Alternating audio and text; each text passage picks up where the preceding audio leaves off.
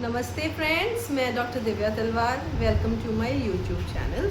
आज हम बात करेंगे इनफर्टिलिटी के बारे में। हम सबको पता है कि इनफर्टिलिटी बहुत ज़्यादा बढ़ रही है हिंदुस्तान में। तो इनफर्टिलिटी एक्चुअली क्या होती है, इसके बारे में बात करते हैं एंड इसके मुख्य कारण क्या हो सकते हैं उसके बारे में बात करते हैं।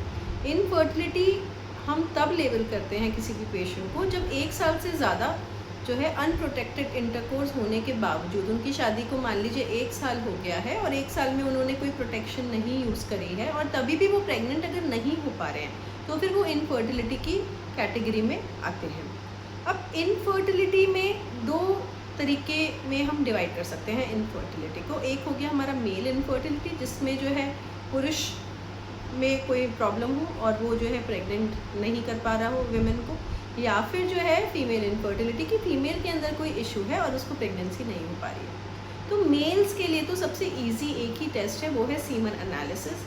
और मेल्स को ये बात समझनी बहुत ज़्यादा ज़रूरी है कि केवल वुमेन जो होती है वो रिस्पॉन्सिबल नहीं होती है इनफर्टिलिटी के लिए। Males are equally responsible. Even यहाँ तक देखा गया है कि 50% केसेस में जो है मेल्स की स्पर्म्स में कोई ना कोई दिक्कत होती है जिसकी वजह से प्रेगनेंसी नहीं हो पा रही होती है। एंड फीमेल्स में जो है हमें कुछ एक मेजर चीज़ें चाहिए, जो मेन चीज़ें हैं वो मैं आपको बताती हूँ।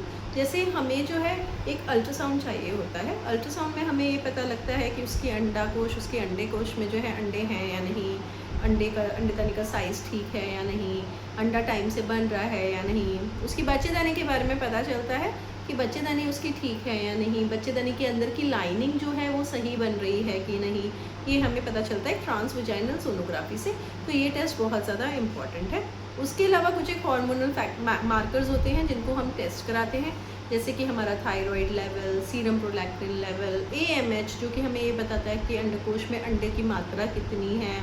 और वुमेन की जो एज है वो भी एक बहुत बड़ा क्राइटेरिया होती है इनफर्टिलिटी के इन्वेस्टिगेशन में। ट्यूब टेस्ट जो है वो भी एक इम्पॉर्टेंट इन्वेस्टिगेशन है।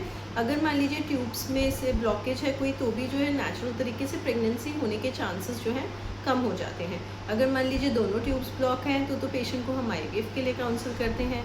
अगर मान लीजिए एक ही ट्यूब ब्लॉक है तो पेशेंट नेचुरल तरीके से प्रेग्नेंट हो सकती है या फिर वो IUI के भी तरफ जो है जा सकते हैं। तो ये सारे जो हैं कुछ एक बेसिक टेस्ट हैं जो किसी भी इनफर्टाइल कपल को जो है अपने हमेशा कराने के लिए कंसिडर करने चाहिए।